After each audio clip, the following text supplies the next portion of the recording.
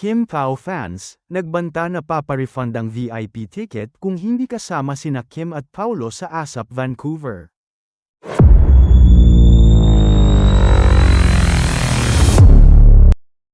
Hindi pa man kumpleto ang inilalabas na listahan ng mga artistang makakasama sa darating na ASAP Natin Te Show sa Vancouver, Canada ngayong darating na Oktubre, maagang nagparamdam ng pagkadismaya ang ilang masusugid na tagahanga, lalo na ang mga sumusuporta sa tambalan nina Kim Chiu at Paulo Avellino, na kilala sa social media bilang Kim Pao.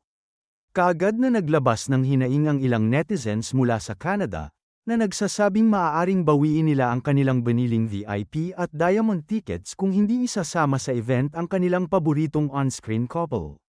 Ang galit na reaksyon ay nag-ugat matapos i-anunsyo ng opisyal na page ng ASAP Natin Ta ang unang batch ng mga performers para sa international show, ngunit walang nabanggit o na-feature man lang ang dalawa. Ayon sa post ng isang fan na may handle na at iamevem0607, "We really want Kim Pao in ASAP Vancouver. If Kim Pao won't be coming, please refund our Diamond VIP tickets." Ang unang batch ng mga artista na inanunsyo ay kinabibilangan ng mga tinaguriang ASAP royalties gaya nina Martin Nievera, Regine Velasquez, Ogie Alcacid, Shasha Padilla, at Piolo Pascual, pati na rin ang ilang kilalang solo performers tulad ni Angeline Quinto. Sa hanay naman ng mga new gen performers, tampok sina Darren Espanto, AC Bonifacio, Loisa Andalio, Inigo Pascual, Maris Racal, at Kyle Echari, na pawang mga in-demand na young stars sa kasalukuyan. Bukod sa mga ito, napansin din ng fans na binigyan ng special solo highlight sa teaser si Daniel Padilla, na hindi kasama sa group announcement, kaya't lalo pang uminit ang pakiramdam ng Kim Pao fandom, na tila mas pinapaboran ang ibang big stars kaysa sa tambalan ng Kim at Paulo. Bagamat hindi pa opisyal o kumpleto ang line-up, marami sa mga taga-suporta ang hindi mapakali, at patuloy ang panawagan nila sa mga organizers na idagdag ang Kim Pao sa main roster. Ang ilan ay nagsasabi pa na handa silang mag-boycott ng event kung hindi rin lang masisilayan ang kanilang paboritong tambalan sa entablado.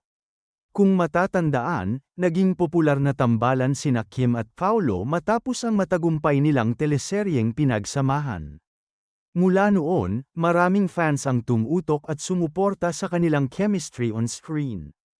Kaya naman umaasa ang marami na madadala ito sa mga live performances, lalo na sa international shows gaya ng ASAP. Sa kabila ng negatibong reaksyon, may ilan namang fans na pinipiling manatiling kalmado at umaasang baka kasama lang sa susunod na wave ng announcements ang kanilang idols.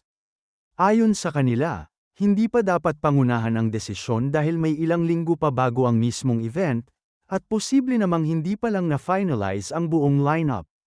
Gayunpaman, malinaw na malaki ang impluwensya ng fandom sa tagumpay ng mga malalaking palabas tulad ng ASAP. Lalo na sa mga international venues.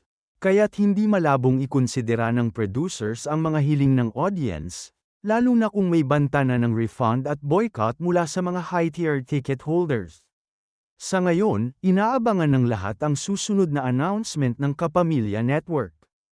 Ang tanong, isasama ba nila sina Kim at Paulo sa ASAP Vancouver, o tuluyan ng magkakagulo ang Kim Pao fans sa Canada?